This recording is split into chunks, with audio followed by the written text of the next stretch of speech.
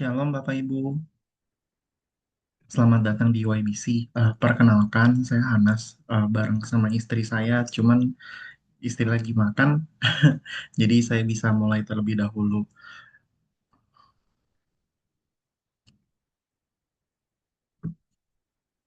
Sebelum kita mulai dalam acara YBC ini, alangkah lebih baiknya kita bisa mulai dalam doa dulu ya. Mari kita bersatu dalam doa. Ya Bapak, terima kasih Tuhan atas segala penyertaan-Mu ya Bapak. Terima kasih Tuhan Kau sudah melindungi kami Tuhan, memberikan cinta kasih Engkau Tuhan kepada kami Tuhan begitu besar ya Bapak. Ya Bapak, sebentar kami sekarang sedang berkumpul ya Bapak di dalam perkumpulan YBC ini ya Bapak. Ya Bapak, Kau tanamkan hati Tuhan untuk kami bisa belajar Tuhan, untuk kami bisa mendengar Tuhan, saling bertumbuh Tuhan satu dengan yang lain ya Bapak. Ya Bapak, sebelum memulai eh, sharingan ini ya Bapak, kami akan menyembah Engkau ya Bapak, biarlah Tuhan pujian-pujian kami bisa menyenangkan hati Engkau ya Bapak. Terima kasih Tuhan, hanya di dalam nama Tuhan Yesus kami sudah berdoa dan mengucap syukur. Haleluya, amin. Eh, Mari kita melakukan pujian dan penyembahan terlebih dahulu.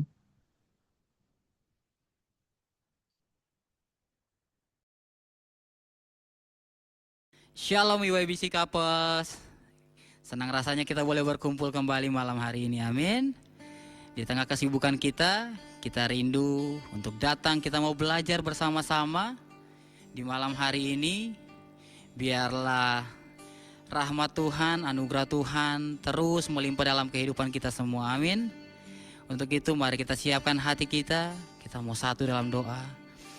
Terima kasih Tuhan Yesus yang baik, terima kasih Tuhan, kami bersyukur untuk penyertaan-Mu, perlindungan-Mu, kasih dan anugerah-Mu Tuhan, yang tiada hentinya kami nikmati dan rasakan Tuhan Yesus sepanjang hari ini. Ini tiba saatnya Tuhan Yesus, kami mau datang, kami mau bawa pujian syukur kami di hadapan Tuhan. Kiranya Engkau disenangkan Tuhan lewat nyanyian kami. Terima kasih Tuhan Yesus, terima kasih Tuhan. Bertahtalah Tuhan di atas pujian kami, dan biarlah kuasa-Mu tercurah memenuhi setiap kami Tuhan, dalam nama Tuhan Yesus Kristus, haleluya, amin.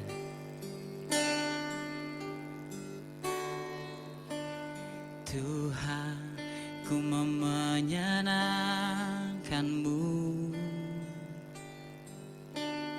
Tuhan, bentuklah hati ini jadi bejana untuk hormat-Mu, cemerlang bagai emas murni. Katakan Tuhan, Tuhan, ku serahkan hatiku, semua ku berikan padamu. Kuduskan hingga tulus selalu, agar aku menyenangkan-Mu, menyenangkan-Mu, senangkan-Mu. Hanya itu kerinduanku, menyenangkan-Mu, senangkan hati-Mu. Hanya itu kerinduanku.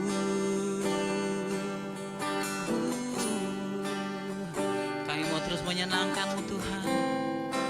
Oh Yesus, sama-sama katakan Tuhan, Tuhan, ku mau menyenangkan-Mu, Tuhan, bentuklah hati ini. Katakan jadi bejana, jadi bejana untuk hormat-Mu, cemerlang bagai emas murni. Katakan Tuhan, Tuhan, ku serahkan hatiku, semua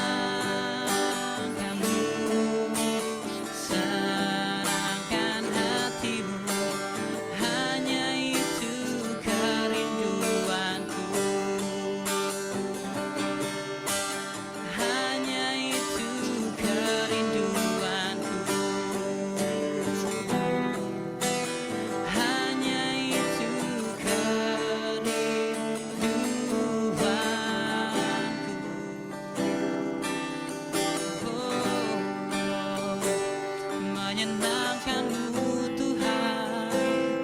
Itulah kerinduan setiap kami, Yesus. Oh, terima kasih Bapa, terima kasih Yesus. Mari sama-sama kita naikkan sembah kita di hadapan Tuhan. Oh, untuk Dialah yang hidup, Dialah yang bertahta di atas pujian. Namanya Yesus Tuhan. Haleluya, haleluya. Terima kasih Yesus.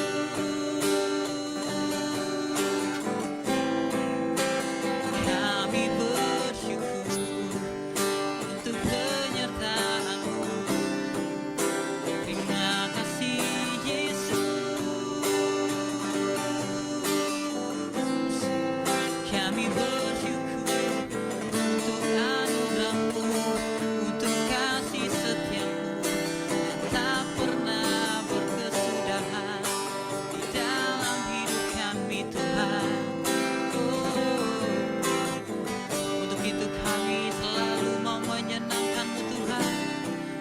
Lewat nyanyian baru kami, lewat nyanyian baru kami mau meninggikan nama-Mu di atas segalanya.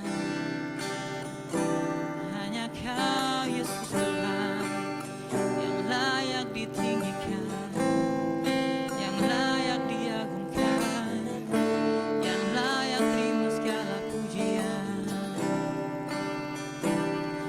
Ini hati kami Tuhan, ini hidup kami Bapa.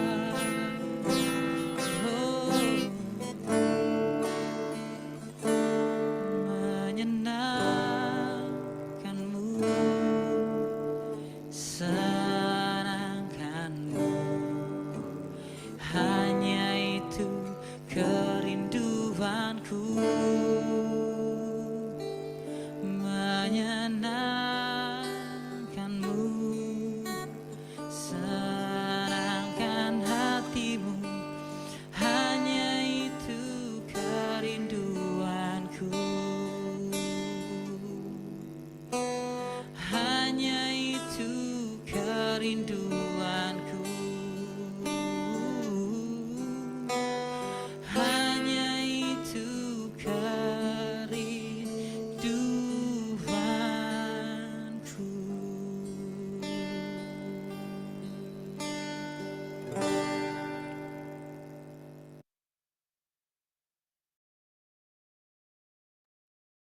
Haleluya, biar pujian ini bisa menyenangkan Tuhan.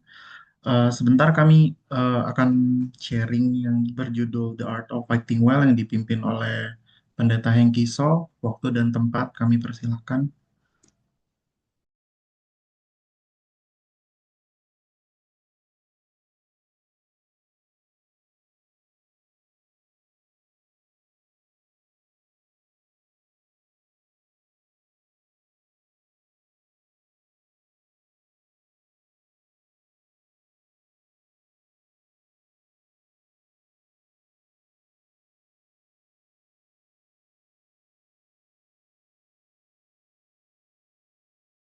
Hah? Lagi scrolling sosial media kali ya.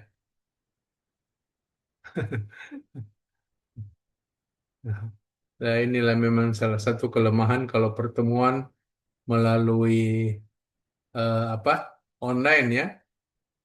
Makanya tidak bisa maksimal kalau online. Karena pasti bisa melakukan jadi multitasking semuanya nih. Pak Sutrinya jadi multitasking. Baik, saudara-saudara, malam ini kita akan berbicara tentang the art of fighting well. Ini Lely salah ketik ya, bukan the art of finishing well, tapi the art of fighting well ya, seni berantem yang baik ya, atau seni bertengkar yang baik ya. Baik, kita mulai ya, saudara-saudara ya. Coba kasih kasih respon dulu dengan kasih emoticon ya, supaya saya bisa tahu saudara-saudara lagi pada dengar saya. Oh, oke, oke, puji Tuhan. Ya, ya, ya, ya. Ini gimana caranya saya bisa nih, pintar sebenarnya.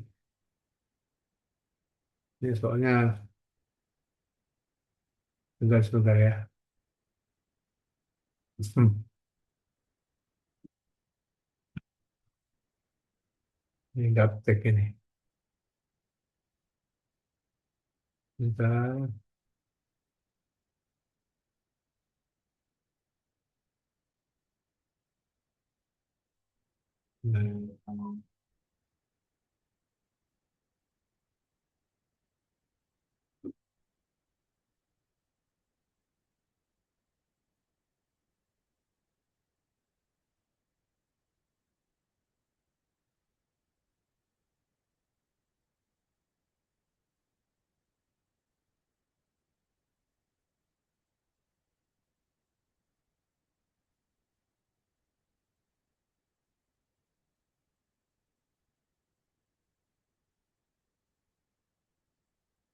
Nah, ada masalah ini sebentar.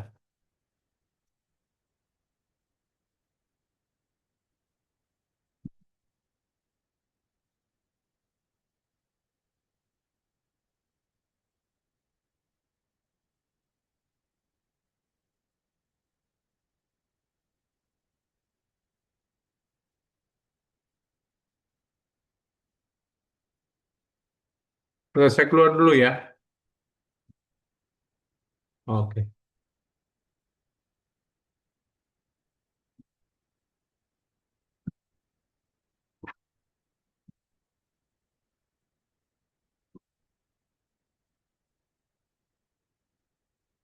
Ya, baik saudara, kita mulai ya.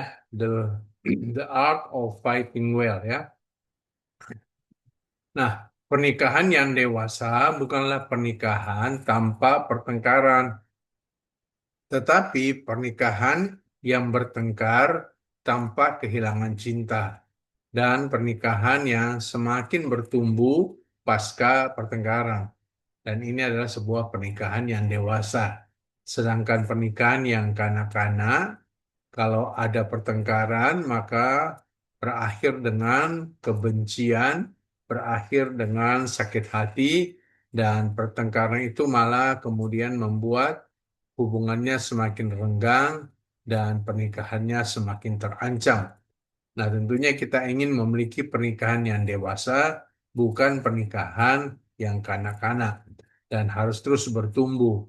Karena memang tujuan pernikahan kita ini bukan mencari kebahagiaan, tapi tujuan pernikahan kita adalah untuk bertumbuh, ya. Dan kita dipersatukan suami dan istri supaya saling menumbuhkan satu sama yang lain, ya. Bukan hanya rohani kita bertumbuh, tetapi juga kualitas pernikahan kita semakin hari semakin bertumbuh. Puji Tuhan. Nah, dan memang saudara-saudara tidak ada pernikahan yang luput dari pertengkaran, dari konflik. Selalu saja ada penyebab-penyebab daripada sebuah pernikahan terlibat di dalam konflik. Dan secara cepat saya akan menyampaikan ada 5 penyebab pertengkaran atau konflik itu. Ya, yang pertama adalah asumsi yang mendominasi. Ya, kadang-kala ada sebenarnya suami istri, mereka hidup di dalam asumsi, bukan di dalam realita. Apa sih asumsi itu? Asumsi itu adalah dugaan atau kesimpulan yang dibuat tanpa mengetahui fakta yang lengkap. Seringkali menjadi sumber salah paham karena sering menebak isi hati, maksud dan tujuan tindakan pasangan tanpa mengetahui fakta yang benar. Jadi tidak berdasarkan pada fakta yang benar, sudah mengambil sebuah kesimpulan, yaitu namanya asumsi. Asumsi ya, contohnya ya. Contohnya ketika suaminya diam, maka ada istri yang berasumsi, wah, dia diam, berarti dia lagi marah kepada saya. Nah, itu kan asumsi. Padahal kan mungkin suaminya diam karena lagi berpikir. Diam mungkin karena lagi ada persoalan di kantor. Diam mungkin juga karena kesebelasan favoritnya kalah di dalam pertandingan. Ya, membuat dia jadi diam. Ya, jadi lihat asumsi itu bisa menyebabkan terjadinya pertengkaran. Kenapa? Karena salah paham, ya, salah paham, ya. Contoh asumsi yang lain lagi adalah kalau dia sayang, dia pasti tahu deh apa yang saya mau. Nah, saudara-saudara, kan tidak semua pasangan tahu keinginan kita kalau kita tidak ngomong. Tapi orang yang suka berasumsi, dia pikir pasangannya sudah tahu apa yang dia inginkan. Dan seringkali kan kemudian dia inginkan A, ternyata yang diberikan B, nah itu bisa terjadi sebuah pertengkaran ya. Contoh yang lain lagi ya, wah dia tidak balas chat saya. Ini mungkin dia sudah tidak peduli lagi sama saya. Ya, padahal kan mungkin karena lagi banyak kerjaan jadi tidak balas chat. Ya, wah dia ini kalau balas chat saya pakai kata-kata singkat, oke, ya, atau hanya kasih tanda jempol. Padahal dulu kalau balas chat, waduh, sampai 100 kalimat. Tapi sekarang balas chatnya singkat-singkat. Wah, dia sudah tidak cinta sama saya. Nah, ini kan kesimpulan-kesimpulan yang tidak berdasarkan fakta yang benar, kan? Karena mungkin saja lagi terburu-buru, jadi kemudian membalas chatnya dengan singkat saja. Atau mungkin saja karena lagi ada keperluan yang lain ya, lagi ada pekerjaan yang lain sehingga tidak sempat lagi membalas chat yang panjang, mungkin kasih emotikon singkat saja. Jadi ini namanya asumsi ya. Nah, asumsi itu kalau mendominasi setiap hubungan kita, maka ini bisa menyebabkan terjadinya salah paham dan akhirnya kemudian bisa menyebabkan konflik atau pertengkaran. Nah, penyebab pertengkaran yang kedua itu adalah komunikasi yang buruk. Komunikasi yang buruk ya. Contoh-contoh komunikasi yang buruk itu ya suka menyindir. Ya, harusnya memang suami istri jangan suka menyindir. Harusnya memang saling terbuka satu sama yang lainnya. Jangan suka menyindir gitu ya. Tapi ada suami istri suka menyindir, nggak mau terang-terangan ngomong. Ya. Misalnya suaminya telat pulang kantor, disindir. Wah, ternyata tahu juga pulang nih. Dikira sudah lupa alamat. Nah, sindiran-sindiran gini kan kalau suami lagi capek, lagi banyak masalah kan bisa menimbulkan memicu pertengkaran, keributan kan? Ya, mestinya kan tidak perlu menyindir, mestinya kan tanya kenapa terlambat. Ya, mungkin karena ya lagi lagi sibuk di kantor ya atau bannya lagi bocor, ya kan? Nah, saudara-saudara ya, jadi komunikasi yang buruk itu contohnya suka menyindir. Komunikasi yang buruk juga itu kalau suka menggunakan kata selalu dan tidak pernah. Kamu memang selalu, kamu memang tidak pernah. Saya tidak pernah. Nah, itu. Saya selalu. Nah, itu kata-kata selalu dan tidak pernah ini juga bisa menyebabkan terjadinya pertengkaran nih, ya. Komunikasi yang buruk lagi itu adalah dengan membandingkan dengan orang lain ya. Kamu itu tidak sama seperti si itu. Dia itu suami yang baik. Dia suka belikan martabak istrinya kalau dia pulang dari kerja. Kamu itu tidak sama si Nani. Nani itu jago masak. Kamu itu tidak sama dengan si Lia. Lia itu cantik. Lia itu suka padel. Lia itu badannya bagus. Kamu gembrot. Wah, itu bisa terjadi pertengkaran itu sudah keributan ya. Jadi jangan suka membandingkan dengan orang lain. Nah, contoh lagi komunikasi yang buruk itu adalah memakai nada tinggi. Nah, saudara-saudara ya, kalau bicara selalu nada tinggi, selalu nada tinggi. Memang sih ada beberapa suku kalau bicara selalu nadanya tinggi. Nah, bukan karena marah, tapi memang karena kebiasaan.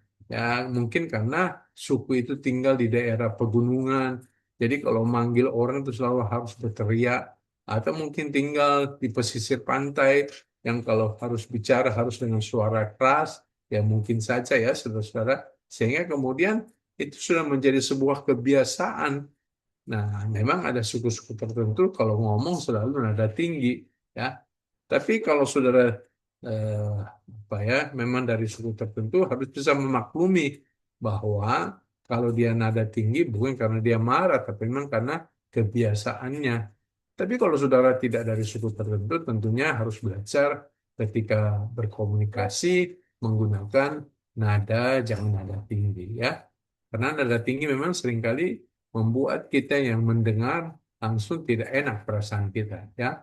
Langsung kita pasti punya apa pemikiran yang wah dia marah nih, wah dia ini lagi tidak enak hati nih, wah ini suasananya atmosfernya lagi tidak baik nih, ya. Kemudian juga contoh komunikasi yang buruk adalah memakai kata-kata kasar, ya. Nah, saya kira Alkitab mengajarkan kepada kita jangan kita mengeluarkan kata-kata kasar, kata-kata kotor. Jadi biarlah kita kalau bicara harus lemah lembut, ya, penuh kasih, ya. Contoh komunikasi buruk lagi itu adalah menghina, membuli, ya. Apalagi kalau menggunakan body shaming, ya. Nah, itu kadang-kadang bisa memicu terjadinya konflik atau pertengkaran. Nah, penyebab lagi pertengkaran konflik adalah yang ketiga, luka masa lalu yang belum sembuh. Trauma-trauma masa lalu, pernah mengalami kepahitan masa lalu yang terus dibawa masuk ke dalam pernikahan, kekecewaan masa lalu dibawa terus masuk dalam pernikahan, kegagalan-kegagalan masa lalu dibawa masuk dalam pernikahan, yang mestinya nih luka-luka masa lalu, trauma, kepahitan, kekecewaan itu harusnya sudah selesai ketika kita memasuki pernikahan, harusnya kita masuki dengan hati yang baru. Makanya kenapa di gereja kita ini diwajibkan untuk ikut ED. Supaya apa? Supaya mereka mengalami pemulihan. Itu tujuannya memang. Cuma memang ada beberapa pasutri ketika disuruh ikut ED, wah merasa berat, keberatan, ya, dan mengikuti dengan setengah hati. Padahal sebenarnya kan tujuannya bagus. Tujuannya adalah supaya ketika dia ikut ED, selain dia dimuridkan, dia juga mengalami kesembuhan batin sehingga luka-luka masa lalunya tidak dibawa masuk ke dalam pernikahannya. Dan saya menemukan ada begitu banyak suami istri yang selalu ribut, selalu bertengkar hanya karena dia pernah mengalami kepahitan, ya, terluka masa lalu, ada trauma-trauma masa lalu, ya. Dan memang teorinya kan orang yang terluka itu cenderung melukai orang lain kan. Jadi kalau suami yang terluka dan belum sembuh itu cenderung nanti melukai istrinya. Demikian juga sebaliknya, istri yang terluka masa lalu tidak sembuh itu nanti akan cenderung melukai suaminya. Jadi itu teori-teori luka itu memang saudara-saudara kelihatannya sepele, tapi ini sangat berbahaya ya, dan bisa mengancam keutuhan sebuah pernikahan. Makanya memang perlu konseling-konseling bagi saudara-saudara yang pernah punya luka masa lalu. Saudara perlu konseling supaya apa? Supaya saudara bisa diarahkan, bisa disembuhkan, didoakan, disembuhkan, ya. Kan indah ya kalau misalnya hubungan suami istri itu tanpa luka, tanpa kekecewaan masa lalu. Itu indah sekali itu. Itu pasti terus bertumbuh itu, relasinya terus bertumbuh. Nah, penyebab berikutnya tekanan hidup ya. Tekanan hidup karena masalah ekonomi ya, masalah keuangan ya, kemiskinan. Ini juga bisa menyebabkan terjadinya pertengkaran, sudah ya. Dan kemiskinan itu adalah salah satu penyebab terbesar terjadinya pertengkaran di dalam sebuah pernikahan, saudara. Jadi, jangan saudara pikir eh, nggak apa-apa, yang penting aku cinta. Yang penting aku cinta. Cinta bisa menyelesaikan segala-galanya. Siapa bilang, saudara? Ya, cinta itu hanya berlaku lagi bulan madu. Tuh. Tapi coba kalau sudah tanggal tua, bulannya sudah tua. Nggak ada lagi itu cinta-cinta. Kenapa? Karena orang sudah mulai bergumul dengan lapar, ya, dengan nggak ada rumah, harus bingung bayar kontrakan, ya. Wah, itu hilang nanti itu cinta, ya. Jadi cinta itu, saudara-saudara ya, itu bisa menipu, ya. Makanya ya kita harus benar-benar ketika memasuki sebuah pernikahan harus siap, ya, harus memastikan bahwa kita memasuki pernikahan dengan keadaan ekonomi yang baik. Jangan sampai eh, keadaan ekonomi kita tidak baik, ya, tidak ada penghasilan, ya, hanya mengandalkan minta-minta dari orang tua, minta-minta dari mertua. Wah, itu bisa menimbulkan pertengkaran, itu konflik, ya. Jadi tekanan-tekanan karena kesulitan hidup, tekanan karena kemiskinan, itu penyebab konflik atau pertengkaran salah satu yang terbesar di dalam pernikahan. Bahkan menjadi salah satu penyebab perceraian yang terbesar di Indonesia. Itu masalah kemiskinan, itu masalah keuangan, ya. Kemudian juga tekanan-tekanan karena masalah pekerjaan, ya. Nah, di kerjaan, di bisnis banyak stres, banyak tekanan-tekanan, kemudian dibawa ke rumah, itu juga bisa menyebabkan terjadinya perselisihan, pertengkaran dengan pasangan kita, ya. Tekanan di dalam pelayanan, kelelahan mental, ya. Dan saudara, ini ini ini penyebab daripada pertengkaran, ya. Nah, kalau kita perhatikan memang ini ada 4 penyebab yang eh, sebagian besar, ya, ini mendominasi terjadinya pertengkaran di dalam pernikahan atau dalam sebuah keluarga. Nah, kalau misalnya terjadi pertengkaran, terjadi konflik, tentu kita harus bisa menyelesaikan konflik itu, ya. Dan ternyata memang ada seninya dalam menyelesaikan konflik. Kalau kita tahu seninya, maka konflik apapun, sebesar apapun, bisa diselesaikan dengan baik dan berakhir dengan happy ending, ya. Bahkan ada berkatnya, melalui konflik hubungan kita semakin bertumbuh. Nah, bagaimana sih seni menyelesaikan konflik itu? Yang pertama, kita harus punya seni mendengarkan, ya. Seni mendengarkan. Dan saya menemukan ada banyak pasutri yang tidak bisa atau tidak punya seni dalam mendengarkan, ya. Lebih banyak ngomong daripada mendengar. Padahal memang penting kita ini mendengar, ya. Dan mendengar itu punya seni, ya, tidak hanya asal mendengar, ya. Firman Tuhan berkata dalam Yakobus 1 ayat 19, "Hai saudara-saudara yang dikasihi, ingatlah hal ini. Setiap orang hendaklah cepat untuk mendengar, tetapi lambat untuk berkata-kata, dan juga lambat untuk marah." Saudara, bukankah seringkali kita berlawanan dengan firman Tuhan ini, kan? Kita ini cepat berkata-kata, lambat mendengar. Cepat marah, lambat mendengar. Padahal firman Tuhan mengajarkan sama kita ini, kita harus cepat untuk mendengar, lambat untuk berkata-kata, atau lambat untuk marah, ya. Jadi ibu-ibu ini, ya, ibu-ibu yang apa, masuk di dalam golongan C. C apa itu golongan C? Golongan cerewet, gitu ya. Yang cepat ngomong, ya. Udah cepat ngomong, nggak bisa berhenti kalau ngomong. Nah, itu golongan C itu. Nah, itu harus praktekkan ini firman Tuhan, ya. Harus cepat dengar, lambat untuk ngomong, dan lambat juga untuk marah. Jangan sumbu pendek, jangan cepat marah, ya, karena kita terlalu lambat mendengar, makanya cepat emosi kita, ya. Harus lambat untuk marah. Kalau kita mempraktekkan Yakobus 1 ayat 19 ini, maka amanlah pernikahan kita, ya. Bisa di saudara-saudara lihat kalau misalnya suaminya, ya, cepat dengar, lambat ngomong, ya. Istri juga begitu, cepat dengar, lambat marah. Wah, luar biasa itu pernikahan, ya. Dan ini pasti penuh dengan sukacita itu pernikahannya.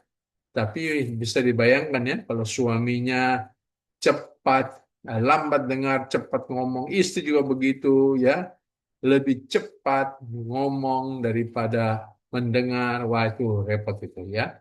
Nah, jadi harus mendengar bukan hanya sekedar mendengar, tapi harus punya seni dalam mendengarkan. Bagaimana sih seni mendengarkan itu? Ya, nah ada orang mendengar tapi dia mendengar dengan cara yang salah. Bagaimana sih orang yang mendengar dengan cara yang salah? Orang yang mendengar dengan cara yang salah itu yaitu dia sudah siapkan jawaban. Pokoknya tiap kali pasangan yang ngomong, dia sudah siap dengan jawaban. Ya, ya. Nah ini cara mendengar yang salah. Padahal sebenarnya kalau pasangan kita ngomong sebenarnya dia tidak butuh jawaban kan? Karena ada banyak kali pasangan ngomong dia hanya butuh untuk didengar. Jadi seringkali kita ini dengar dengan cara yang salah. Ya. Dengan yang cara yang salah lagi adalah dengan tiap kali mendengar langsung membela diri. Ya. Apalagi ketika diberikan tuduhan-tuduhan langsung membela diri gitu lah. Ya. Dan sebenarnya orang yang suka membela diri ini orang yang tidak berbesar hati. Ya. Kalau memang kita salah, kita harus besar hati, minta maaf. Ya. Jangan kita bela diri ya, seperti lomba cerdas cermat itu kan, ya, yang lagi heboh sekarang, yang lagi viral kan ya, jurinya itu sudah jelas-jelas salah, ya, kasih nilai salah dia, tapi membela diri, malah menyalahkan peserta, ya, ya katanya artikulasinya lah yang kurang sehingga tidak didengar. Lalu kemudian juga menyalahkan apa speakernya, katanya speakernya kurang bagus lah jadi tidak dengar. Nah, ini kan namanya membela diri, tapi banyak orang seperti juri itu ya, banyak seperti juri itu ya. Jadi saudara-saudara, ayo kita belajar untuk mendengar ya, jangan mendengar dengan cara yang salah. Nah, mendengar dengan cara yang salah itu ya suka mencari alasan itu ya. Jadi tidak mau selalu dituduh, tidak mau disalahkan. Selalu ada cara alasan-alasannya. Yang dosanya Adam dan Hawa itu turun ke dia itu, ya. Adam kan tidak mau disalahkan. Dia cari alasan kan. Dia bilang kepada Tuhan, ini perempuan yang kau tempatkan di sisiku, dia yang kasih makan saya ini buah itu. Ya, dia cari alasan. Ya Hawa juga nggak mau disalahkan. Hawa bilang, ular yang suruh saya makan. Nah, dan itu dosa itu sekarang banyak sekali ya menurun kepada suami istri ya. Tidak mau disalahkan, selalu cari alasan, selalu cari alasan ya. Dan kemudian mendengar dengan cara yang salah itu adalah siap menyerang balik. Pokoknya setiap kali pasangan yang ngomong langsung disekat, langsung di smash ya. Jadi dia seperti pemain badminton gitu ya, yang selalu siap siaga untuk men-smash eh, lawannya. Nah, ini cara mendengar yang salah. Ya. Kita harus belajar memiliki cara mendengar yang benar. Bagaimana sih cara mendengar yang benar? Dan sekarang ini coba dipraktekkan ya. Ini saudara-saudara Pak Sutri YMBC ya, yaitu dengan menampung. Tiap kali kalau pasangan kita ngomong, kita belajar untuk jadi penampung. Ya, sekali lagi karena tidak semua yang diomongin pasangan kita itu butuh jawaban. Kadang-kadang dia hanya mau curhat saja, mau ngomong saja. Dia nggak butuh solusi dari kita. Jadi kita harus belajar untuk jadi penampung. Ya, berapa banyak yang dia ngomong kita harus tampung saja. Habis ngomong dia lega, kita pusing, saudara-saudara. Tapi nggak apa-apa. Itu cara mendengar yang benar, ya. Jadi nggak usah kita merasa, waduh, ini terlalu lama ini nggak usah, ya kita dengerin aja. Jadi belajar sekarang untuk ngomong gini nih, ya. Tiap kali kalau pasangan kita bicara, oh begitu, oh gitu ya. Semakin lama dia ngomong, semakin panjang ohnya, oh gitu ya. Semakin lama dia ngomong, panjangin lagi ohnya, oh gitu. Jadi suami-suami atau istri harus belajar itu. Oh, oh, gitu ya, saudara-saudara. Itu teknik untuk menampung itu, ya. Nah, cara mendengar yang benar lagi itu adalah ketika kita mendengar, kita belajar memahami, ya, belajar memahami gimana perasaannya, ya. Oh, dia lagi ngomong, dia lagi marah ini. Pasangan saya lagi kesel. Oh, pasangan saya lagi khawatir. Oh, pasangan saya lagi cemas, lagi takut. Jadi kita belajar memahami, ya. Dan mungkin kita nggak usah banyak ngomong. Kita hanya peluk saja karena kita tahu oh, dia lagi takut. Kita peluk. Dan itu itu sangat powerful sekali. Itu bisa menyelesaikan semua masalah, ya. Kenapa? Karena langsung kepada jantung jawaban yang dia butuhkan. Ya, kenapa? Karena kita bisa memahami bagaimana perasaannya, memahami apa yang ada di dalam kedalaman dasar hatinya. Ya, nah, mendengar yang benar juga adalah dengan belajar menghargai dan menghormatinya. Ya, bagaimana kita menghargai, menghormati pasangan kita ketika dia lagi bicara? Ya, contohnya saja, jangan kita potong pembicaraannya. Biarkan dia bicara, biarkan dia curhat. Begitu caranya kita menghargai, menghormati. Jangan langsung kita menghakimi. Begitu caranya kita menghargai, menghormati. Ya. Seringkali kemudian terjadi apa? Perselisihan, pertengkaran. Kenapa? Karena waktu pasangan kita baru ngomong satu kata, kita langsung hakimi. Pasangan kita ngomong satu kata, langsung kita potong. Kamu salah, bukan begitu. Kamu yang nggak benar. Nah, saudara-saudara, ini mendengar yang salah. Jadi mendengar yang benar itu, ya udah biarkan dia ngomong. Ya, kita hargai, ya kita hormati. Kemudian kita tatap mata pasangan kita. Ini cara mendengar yang benar ya. Jangan pasangan kita lagi ngomong, kita kemudian melakukan kegiatan yang lain. Masak, pasang spray, apalagi saudaraku ya, bersihin kulkas, main HP, balas balas WA, scrolling media sosial. Wah, itu tidak menghargai, tidak menghormati, ya. Tapi kita belajar kalau pasangan kita ngomong, kita menatap matanya, melihat matanya, ya. Jadi ini cara mendengar yang benar ya. Dan ini sebuah seni. Ini sebuah seni dan perlu latihan, perlu dipraktekkan, ya. Dan saya percaya kalau saudara melaksanakan seni mendengar ini dengan cara yang benar, maka akan sangat menolong pernikahan saudara dan relasi saudara akan semakin bertumbuh, ya. Nah, yang ketiga, kita belajar untuk fokus kepada masalah, tidak menyerang pribadi pasangan. Ya. Jadi masalahnya apa? Oh, kalau masalahnya ini nih, tempe gosong, itu masalahnya kan. Ya udah, kita selesaikan itu. Fokusnya bicara tentang tempe gosong. Jangan kita serang pribadinya. Ya, tempe gosong tapi kita serang. Memang kamu itu suka melamun. Waktu goreng melamun, makanya tempenya gosong. Nah, jangan diserang pribadinya. Jangan kita serang. Memang kamu itu pemalas. Lagi goreng, masa tidur-tiduran. Pemalas kamu. Makanya tempenya gosong. Nah, saudara-saudara, lihat ini kita tidak fokus kepada masalah. Jadi kalau ada persoalan, ada konflik, cari masalahnya dulu. Apa masalahnya? Apa akarnya? Dan mari kita fokus. Kita menyelesaikan masalah itu ya. Jadi jangan dirubah, jangan diserang pribadinya. Kamu malas, kamu bodoh. Apalagi kalau dibawa-bawa kepada orang tua. Kamu memang bodoh, kayak mamamu. Wah, itu bisa perang dunia ketiga, saudara ya. Lebih seru dari perang Iran, Israel itu ya. Ya, kamu memang ya suka maling, kayak papamu maling, wah sudah kok. Itu bisa perang dunia ketiga itu sudah ya.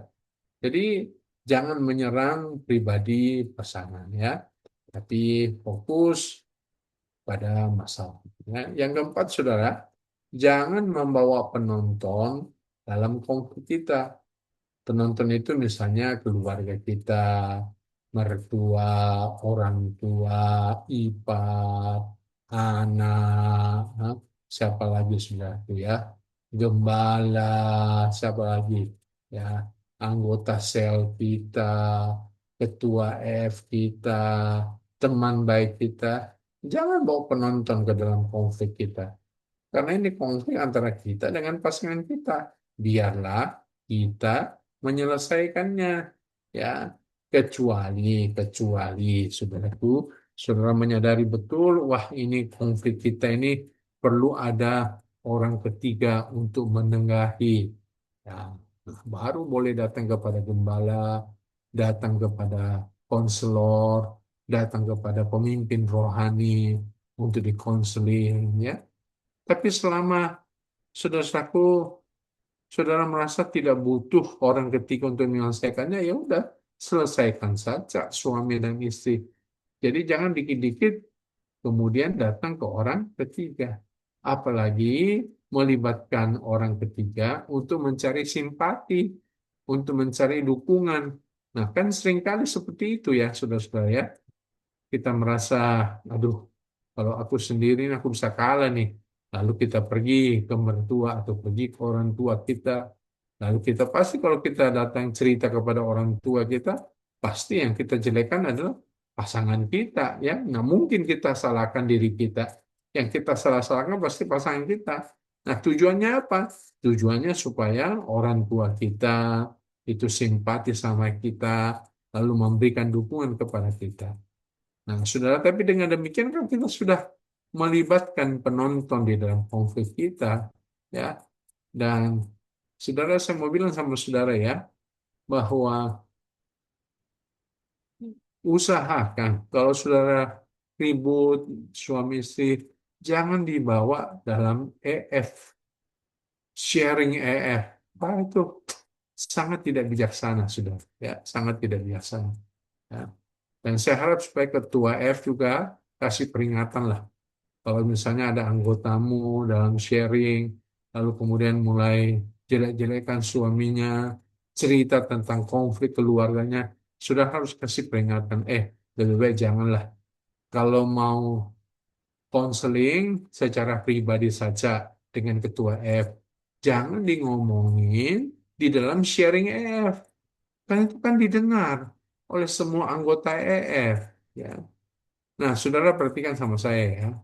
Ketika saudara menyampaikan masalahmu kepada orang-orang, maka 90% tidak akan mendukungmu dan 10% akan gembira sukacita karena saudara punya masalah. Artinya apa? Artinya waktu kita ceritakan masalah kita pada orang lain, sebenarnya kita tidak mendapat dukungan apa-apa dari mereka. Kecuali kalau itu adalah pemimpin rohani kita, gembala kita, ya, kakak rohani kita, orang tua kita, ya. Tapi selebihnya kepada teman-teman kita, teman kelompok sel kita, saudara-saudara, mereka sebenarnya tidak memberikan dukungan, ya. Walaupun mungkin mereka ngomong gini, saya doakan ya, tapi percayalah mereka pasti tidak mendoakan saudara itu, ya. Karena ada banyak sekali orang bilang, nanti saya doakan ya, tapi sebenarnya itu tidak mendoakan. Ya. Nah, ini kan dosa-dosa kebohongan sebenarnya. Ya. Makanya saya kalau WA sama orang, saya doakan supaya kamu sembuh. Itu saya tutup WA saya langsung saya doakan. Kenapa? Karena saya nggak mau berdosa. Janji mendoakan orang, tapi tidak mendoakan sampai Yesus datang kedua kalinya. Ya kan? Jadi saudara-saudara, jangan pernah membawa penonton ke dalam konflik saudara. Dan ini juga saudara harus perhatikan baik-baik. Ya, jangan membawa penonton online ke dalam konflik saudara. Dengan cara apa? dengan cara saudara update status saudara. Saudara share masalah saudara di IG story saudara. Saudara share masalah saudara di Facebook, di Twitter saudara. Itu saudara sedang melibatkan penonton online ke dalam konflik saudara. Dan percayalah, saudaraku, percayalah, 90% tidak akan mendukungmu dan 10% akan bergembira karena saudara mendapatkan masalah. Percaya. Nah, paling bagus adalah libatkan Tuhan dalam konflikmu. Ya, libatkan Tuhan. Saudara lagi berkonflik sama suami dengan istri, libatkan Tuhan, datang sama Tuhan, nangis di bawah kaki Tuhan. Ya. Atau libatkan pemimpin rohani, orang-orang kakak rohani yang saudara tahu punya rohani yang bertumbuh, yang dewasa. Ya. Dan libatkan juga orang tuamu kalau saudara tahu bahwa orang tuamu juga rohani. Tapi kalau sudah tahu orang tuamu kurang rohani, oh, yang selalu mendukung saudara untuk bercerai, jangan dilibatkan. Kan ada orang tua kita kurang rohani kan ya, yang kalau dia tahu kita ini lagi ribut sama suami, udah cerai aja lah, cerai aja. Ngapain menikah sama orang itu? Cerai aja, cerai aja. Kenapa? Karena mungkin orang tua kita tidak rohani. Jadi selalu usulnya, sarannya selalu yang duniawi-duniawi ya. Udah kamu ke dukun saja lah, ke dukun. Ya, udah biar kamu punya pasangan ya. Udah dijampi-jampi aja. Ini kan kurang rohani ya, sudah-sudah ya. Nah, kalau sudah tahu orang tuamu kurang rohani, jangan libatkan orang tuamu jadi penonton di dalam konflikmu ya. Apalagi kalau orang tua bilang ini, udah kasih aja dia sianida. Ya, nanti mama yang belikan dia. Nanti kamu yang masukin dalam dalam makanannya. Wah, itu tidak, jangan pernah melibatkan orang tua yang model seperti itu ya. Jadi saudara-saudara ingat baik-baik jangan membawa penonton ke dalam konflik saudara. Kedewasaan seseorang adalah tetap menjaga kehormatan pasangan, bahkan saat sedang kecewa. Sudah kecewa banget sama pasanganmu, ya jangan umbar kejelekannya kepada penonton, kepada orang lain, atau di sosial media. Saudara memiliki kedewasaan, ya tetap menjaga kehormatan pasanganmu. Yang kelima adalah belajar mengampuni. Ya, saya kira sebagai orang percaya kita harus mempraktikkan kebenaran ini.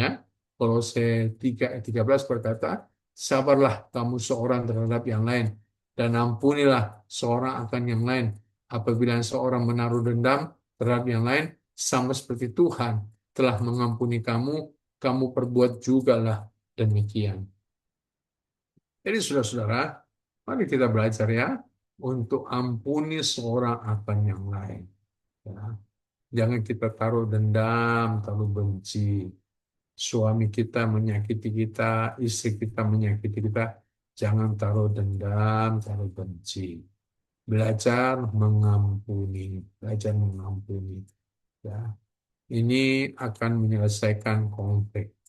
Kepahitan tidak pernah menyelesaikan konflik.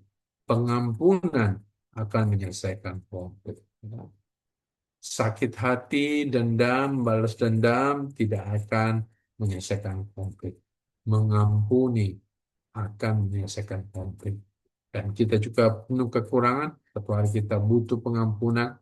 Kalau kita belajar mengampuni, nanti kita pun akan diampuni. Nah, saya berharap supaya uraian saya ini bisa menolong saudara-saudara menyelesaikan konflik, menyelesaikan pertengkaranmu dengan damai, dengan baik, ya. Sekali lagi, tidak ada pasutri yang tidak pernah bertengkar. Semua kita pasti pernah bertengkar, terlibat konflik, tapi kita harus punya seni untuk bisa menyelesaikan konflik. Tuhan berkati, Tuhan tolong kita. Shalom. Terima kasih Pendeta Hengkiso atas firman Tuhan yang sangat memberkati sekali ya. Dimana ternyata the art of fighting well itu nggak cuman eh, lebih rumit dari dugaan kita. Ada beberapa konflik-konfliknya, bahkan juga Pak Pendeta juga ngasih penjabaran teknik-tekniknya gimana aja nih untuk bisa menyelesaikan konflik-konflik tersebut. Sebentar kita mau masuk ke sesi Q&A ya. Eh, Jika ada yang ingin bertanya bisa di unmute atau memang bagi yang berhalangan itu bisa di chat aja nanti biar saya izin bacakan.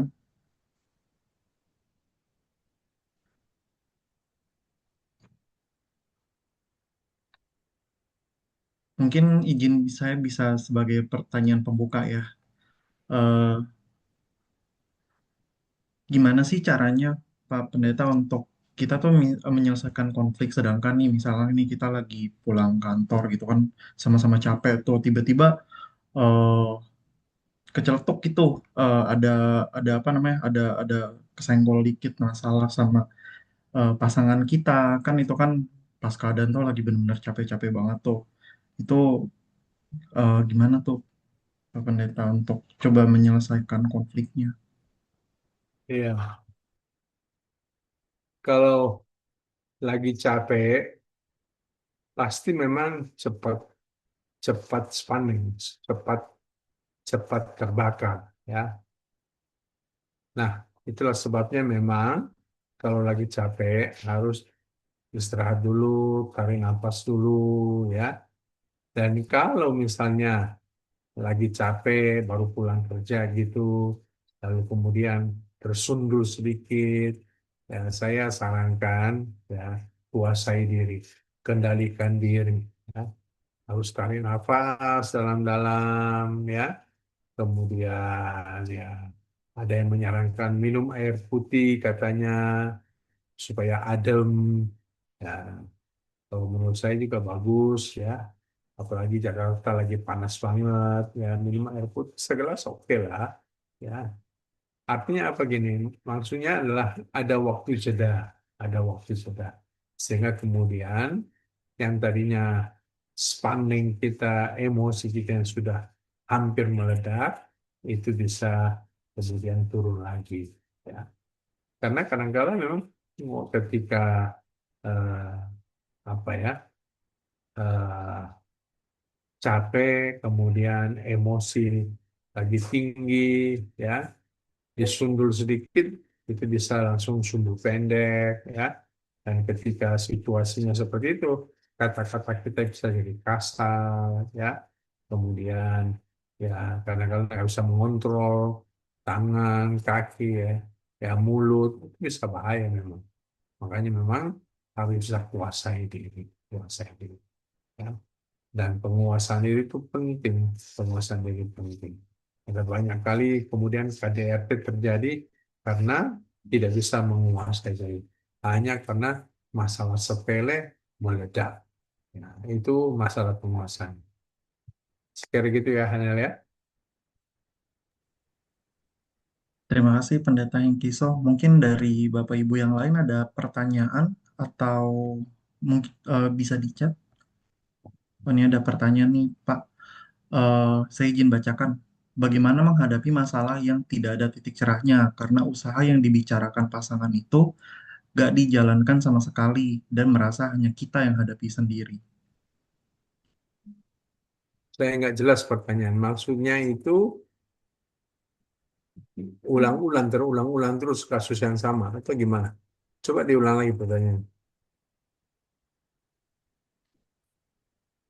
Saya izin bacakan ulang kali. Pak, Ya. bagaimana menghadapi masalah yang tidak ada titik cerahnya? Karena usaha yang dibicarakan pasangan itu gak dijalankan sama sekali, dan merasa hanya kita yang hadapin sendirian. Mungkin maksudnya pastor dari pasangan udah menyampaikan kamu tuh harusnya berubah atau usaha gini gini gini, tapi mungkin pasangan satunya merasa itu nggak dilaksanakan gitu pastor. Hmm.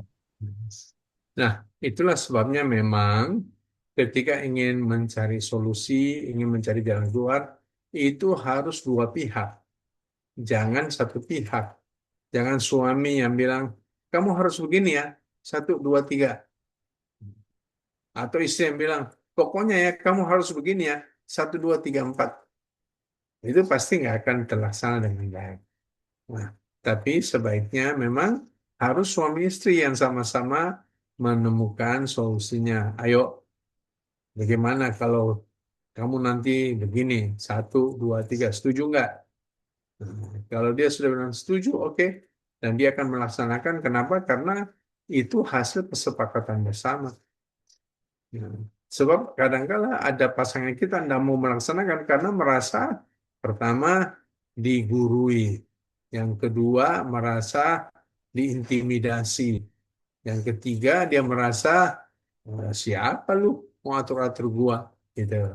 Tapi kalau misalnya kesepakatannya, solusinya adalah sebuah kesepakatan bersama, dibicarakan bersama, apalagi kalau dari idenya sendiri, wah itu pasti bagus, pasti dia laksanakan. Ya, jadi mungkin jawaban saya begitu ya. Jadi kalau ada sebuah masalah, konflik, dan kemudian mau bikin keluar jalan keluar, itu harus barengan. Jangan apa satu pihak yang mengatur, satu pihak yang memaksakan kehendak. Nah, seperti itu kira-kira. Terima kasih Pak Pendeta Inkiso. Apakah ada pertanyaan lainnya dari Bapak Ibu?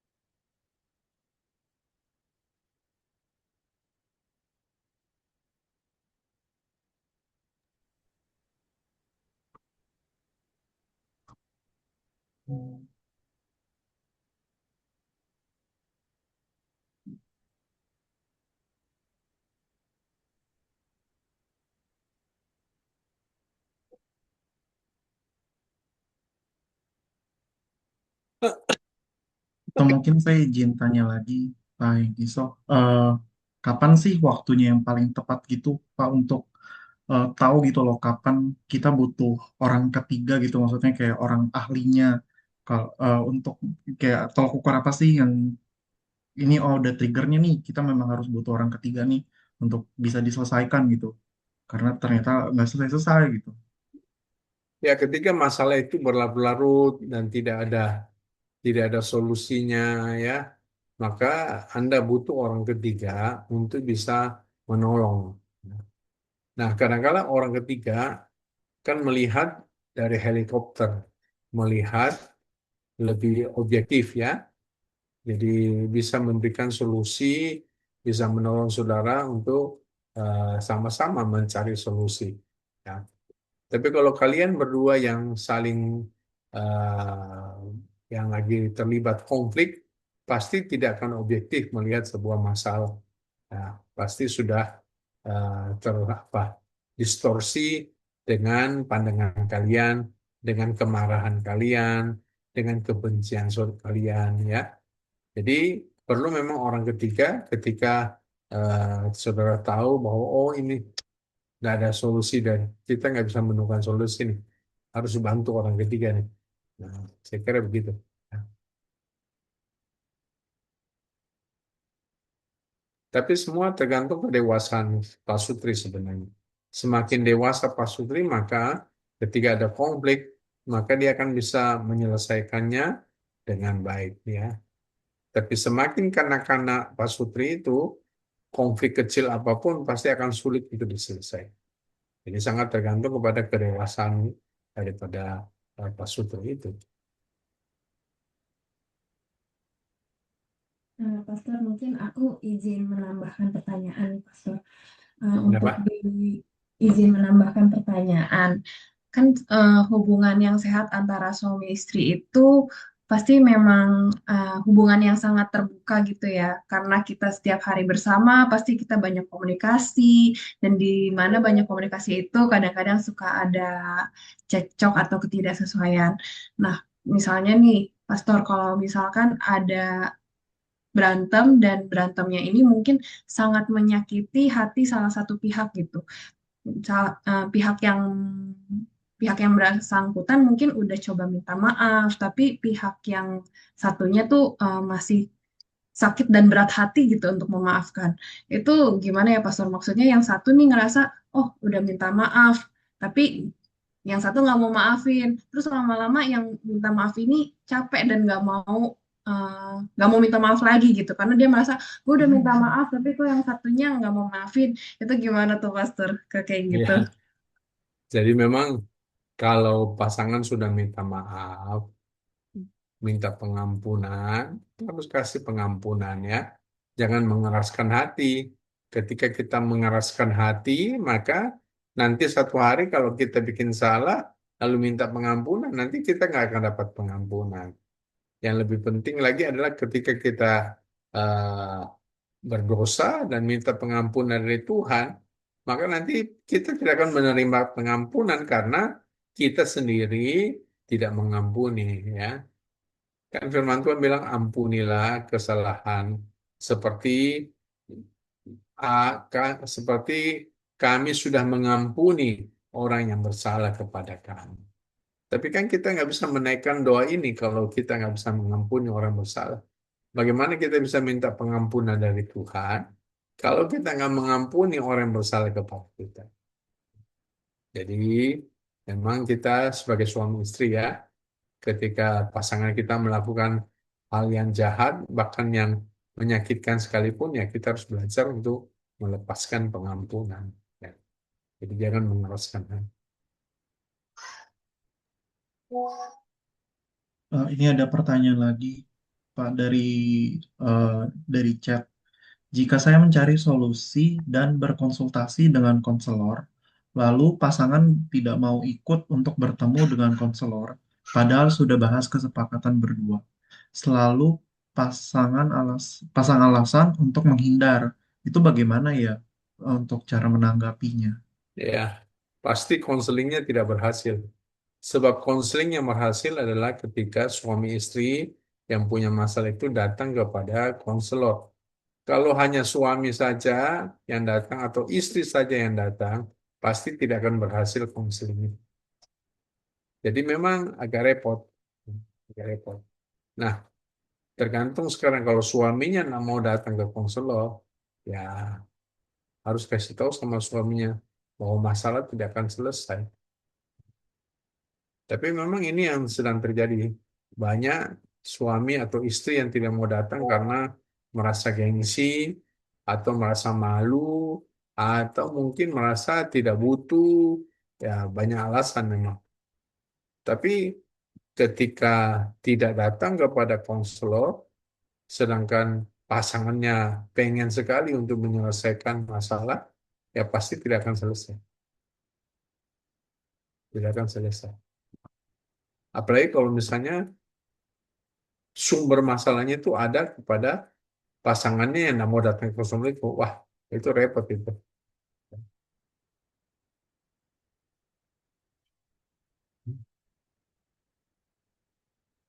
Jadi bagaimana menghadapi pasangan yang tidak mau datang kepada konselor untuk konseling? Ya gimana? Apakah perlu suruh tukang pukul datang, bodyguard, culik dia? Nggak bisa juga. Nggak bisa juga. Karena kan orang kalau datang kepada konselor itu harus dengan hati yang rela dan terbuka. Sebab yang namanya konseling kan dia harus bicara terbuka. Tapi kalau dia datang dengan terpaksa, dipaksa, diancam, ketika dia berhadapan dengan konselor, pasti dia tidak mau terbuka. Dia diam aja, ya kan? Tidak akan berhasil juga, percuma juga konseling seperti itu. Ya, jadi ya begitulah. Konseling itu harus terbuka, harus datang pasangan kalau memang masalah-masalah suami istri, ya. Tapi kalau masalah pribadi, ya boleh datang sendiri. Tapi kalau ini masalah konflik suami istri, harus datang suami istri.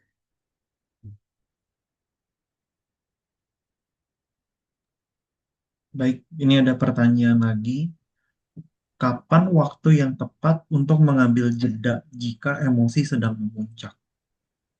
Ya saat itu pas lagi emosinya itu harus jeda itu. Ya, harus jeda. Tapi memang tidak mudah karena biasanya orang kalau lagi emosi akan lebih mengikuti nafsu emosinya daripada mau mengambil jeda. Makanya kenapa Alkitab bilang kuasailah dirimu. Kuasai artinya kita yang mengontrol. Jangan biarkan emosi kita yang mengontrol kita. Waktu kita menguasai, nah itu waktunya kita bisa mengambil waktu jeda. Oke, ada pertanyaan lagi. Bagaimana cara menghadapi pasangan yang silent treatment? Yang apa? Yang silent treatment. Silent treatment. Ah, iya, iya. Repot itu memang yang silent treatment. Karena orang yang kalau silent treatment, dia apain aja, dia nggak mau ngomong kan ya. Nah, tapi coba bisa dibujuk, ya, dibujuk pakai apalah segala macam untuk ngomong. Ya, mesti tahulah kelemahan daripada pasangan kita itu apa. Sehingga waktu dia kasih silent treatment, ya kita bisa bujuk dengan kelemahannya itu. Ya, ada yang mungkin ya bisa dibujuk ketika dibelikan barang kesukaannya, ada yang bisa dibujuk ketika dibawa ke tempat kesukaannya, ada yang bisa dibujuk ya mungkin dengan minta maaf, ya ada yang bisa dibujuk dengan kadangkala melucu, suaminya melucu atau pasangannya melucu, ya macam-macam treatmentnya ya. Tapi semuanya tergantung kepada kebutuhan pasangan kita yang suka silent treatment itu, ya. Dan saudara yang sebagai pasangannya harus tahu nih, apa sih sebenarnya kekurangan, kelemahan daripada pasangan saya ini. Tapi silent treatment memang itu kurang baik ya, kurang baik karena ketika kita silent treatment, pasangan kita pasti bingung, ya, salahnya di mana, apa yang harus dia rubah, kenapa kita marah. Harusnya jangan silent treatment, ya harusnya ngomong. Hmm. Tapi memang ada apa ya orang-orang yang jenis seperti ini. Tiap kali konflik dengan pasangannya langsung diam. Ya, jadi dia menghukum pasangannya dengan diam. Ketika pasangannya berbuat salah, langsung dia diam. Dan menurut saya ini kurang baik. Ya, dan saya harap supaya Pak Sutri eh, yang hadir di sini jangan punya silent treatment ini. Ya, ini menurut saya kurang dewasa. Orang yang tidak dewasa rohaninya, orang yang kanak-kanak rohaninya, yang selalu menggunakan silent treatment. Jadi mau menghukum pasangannya dengan cara berdiam diri, ya, dan itu kurang bagus. Ya. Nah, kita ini sebagai anak Tuhan, apalagi yang sudah bertumbuh rohaninya, harus selalu menyelesaikan setiap konflik dengan cara yang alkitabiah, ya. Kalau ada salah, minta maaf. Kalau tidak suka, harus ngomong. Ya. Kalau pasangan kita salah, kita harus kasih tahu kesalahan. Ya. Kalau pasangan kita tidak bisa dipercaya, kita harus kasih tahu bahwa dia tidak bisa dipercaya karena ini, supaya dia bisa berubah dan bertobat. Jadi jangan di silent gitu, jangan silent, jangan silent. Karena kalau kita silent, kita bukan hanya merugikan pasangan, tapi merugikan diri kita sendiri. Karena kan semuanya kita telan, kita simpan, ya, kita nggak mau ngomong, dan itu kan nanti bisa merusak kesehatan kita, merusak mental kita, ya, dan itu kurang sehat, kurang bagus, ya. Oh, ada pertanyaan lagi. Bagaimana menghadapi pasangan yang punya luka dari orang tua, di mana selalu dikecilkan dan dibandingkan dengan saudara kandung yang lain? Apakah selain mendengarkan dan memeluk saja sudah cukup? Ya, perlu waktu untuk kesembuhan. Nah, biasanya memang yang begini-begini kan harus ikut ED supaya mengalami kesembuhan batin, lalu kemudian eh, mengalami konseling, ya. Dan memang peran pasangannya itu sangat penting sekali.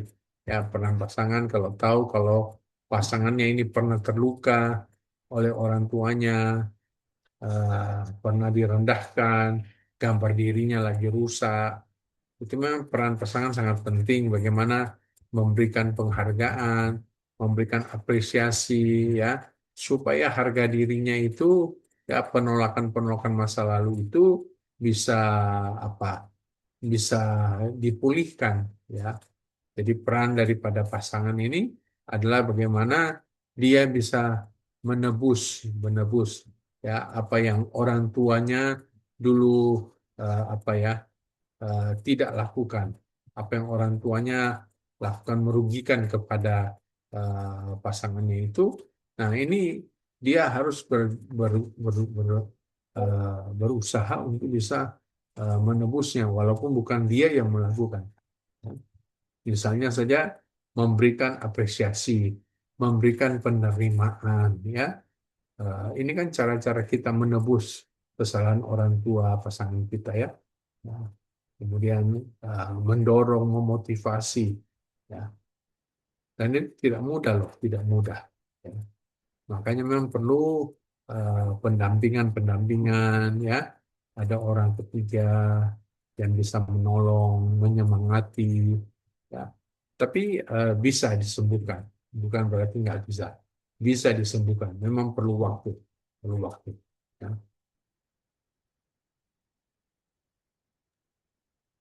Apakah ada pertanyaan lagi dari Bapak Ibu? Ya, kalau tidak ada pertanyaan lagi, kita selesai ya, saudara-saudara. Karena ini saya hanya bicara berdua sama sama MC nih. Saya sudah capek nih ngomong nih. Nah, ini mungkin pertanyaan terakhir, Ya, Pak yang terakhir ya. Gembala. Oke Ya, deh. oke. Karena saya seperti bicara sama sama layar aja ini. Oke, baik. Apa tips-tips komunikasi yang baik di tengah kesibukan masing-masing seperti Bapak dan Ibu Gembala? Pertama harus ada kemauan, ya. Harus ada kemauan, harus punya tekad, ya, upaya memberikan waktu, ya. Tidak boleh eh, berkutak terus dalam kesibukan, ya. Pokoknya harus sengaja menyediakan waktu, ya. Saya kira itu, saya kira itu. Sebab kalau dari kita sendiri tidak ada tekad, nggak ada kemauan, ya repot. Ya, terus terpang ter apa tenggelam di dalam kesibukan, ya repot, ya. Jadi sesibuk-sibuknya kita harus menyadari bahwa relasi keluarga itu penting. Ya, suami kita, istri kita itu penting. Ya, mereka bukan barang pelengkap bagi kita, tapi mereka penting. Mereka adalah orang yang sangat utama yang kita harus berikan prioritas kita, waktu kita, perhatian kita, tenaga kita harus berikan. Ya. Lebih daripada kesibukan-kesibukan kita yang lain. Nah, saya kira harus menyadari seperti itu. Ya, oke ya. Baik, terima kasih Pak Pendeta Kiso. Eh, Yang Sekarang kita mau masuk ke persembahan dan pembacaan pengumuman. Mungkin saya akan buka dalam doa persembahan. Mari kita bersatu dalam doa. Ya Bapak, terima kasih Tuhan atas firman-Mu Tuhan yang dibicarakan melalui Pak Pendeta Kisah Tuhan. Bela Tuhan, firman-Mu mengajarkan kami Tuhan untuk kami bisa memiliki hikmat Tuhan di dalam hubungan ini Tuhan. Sehingga baik dalam pertengkaran Tuhan, kami bisa menemukan jalan tengah Tuhan. Bela Tuhan, melalui bimbingan-Mu Tuhan. eh, Kami bisa menemukan Tuhan segala solusi-solusi Tuhan. Karena kami percaya Tuhan bahwa setiap masalah Tuhan dalam rumah tangga Tuhan pasti ada solusinya ya Bapak. Ya Bapak, sebentar kami ingin melakukan persembahan ya Bapak. Biarlah Tuhan persembahan yang kami berikan Tuhan bisa menjadi perlebaran kerajaan-Mu ya Bapak. Terima kasih Tuhan, hanya di dalam nama Tuhan Yesus kami sudah berdoa dan mengucap syukur. Haleluya, amin. Oke, Bapak Ibu bisa dilihat di layar untuk bisa scan QRIS eh, untuk memberikan persembahannya. Sambil izin saya membacakan pengumuman.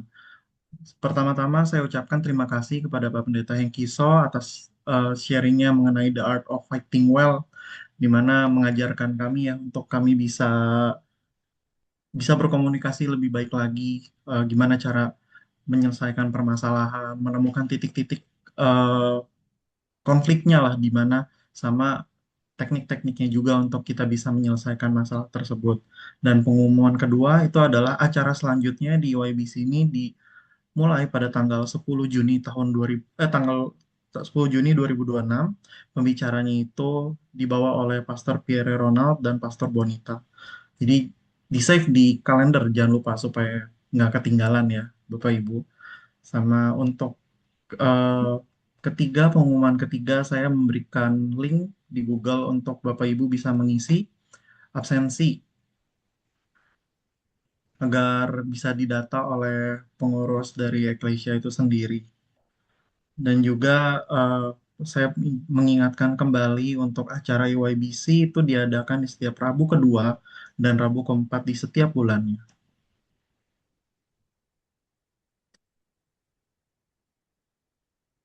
Jika sudah dari Bapak Ibu bisa memberikan persembahan, saya minta tolong untuk Pak Pendeta Hengkiso dalam doa penutup dan doa berkat. Oke, mari kita berdoa ya. Terima kasih ya Tuhan untuk pertemuan eh, yang diadakan pada hari ini melalui Zoom. Hamba berdoa bagi setiap pasutri yang telah hadir di dalam pertemuan ini. Tuhan kiranya memberkati, terlebih lagi pernikahan mereka semakin bertumbuh dewasa, kokoh dan kuat, dan menjadi kesaksian untuk pasutri yang lain. Hamba berdoa Tuhan memberkati pernikahan mereka, memberkati mata pencarian mereka, semuanya diberkati berlimpah-limpah. Juga memberkati pertumbuhan rohani mereka. Semuanya bertumbuh dewasa. Terima kasih Tuhan. Berkat-Mu untuk keluarga Pasutri ini Tuhan. Dalam nama Tuhan Yesus, haleluya. Terimalah berkat, rahmat, anugerah dari Allah Bapa, Anak, dan Roh Kudus. Demi nama Tuhan Yesus, haleluya. Amin, amin, amin. Oke, memberkati ya. Terima kasih Pak Pak, Gam. Terima kasih. Ya, Terima kasih, Tuhan Pastor. berkati. bilang foto. Foto dulu ya? Terima kasih. Sebelumnya kita Pak foto Hengki, dulu. foto dulu ya Pak Hengki. Oke.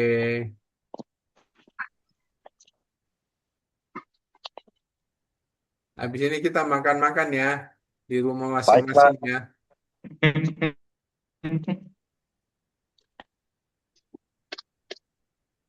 Boleh buka kameranya semua.